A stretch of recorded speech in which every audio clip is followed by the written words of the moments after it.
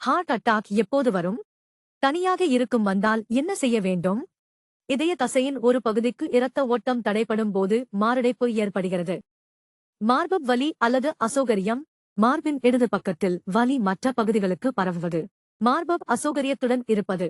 சுவாசிப்பதில் சிரமம், இடது கை கீழிருந்து மேல் வரைக்கும் குறையாத வலி, தொடர் குமட்டல், அஜீரணம் அல்லது வாந்தி. மாரடைப்புக்கு மிகவும் பொதுவான காரணம் கரோனரி ஆர்டரி நோய், சிஏடி ஆகும். அங்கு பிழை கட்டியானது கரோனரி தமனிகளை சுருக்கி இதயத்திற்கு இரத்த ஓட்டத்தை குறைக்கிறது. உயர் இரத்த அழுத்தம், கொலஸ்ட்ரால் அளவுகள், புகைப்பிடித்தல் மற்றும் புகையிலை, நீரிழிவு, உடல் பருமன், ஆரோக்கியமற்ற உணவு, குடும்ப வரலாறு இதனை கட்டாயம் கவனிக்க வேண்டும்.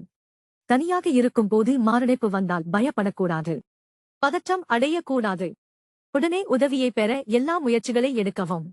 உங்களிடம் ஆஸ்பிரின் இருந்தால் இரத்தம் உறைவதை குறைக்க உதவும் ஆஸ்பிரினை உடனடியாக மென்று விழுங்கவும்.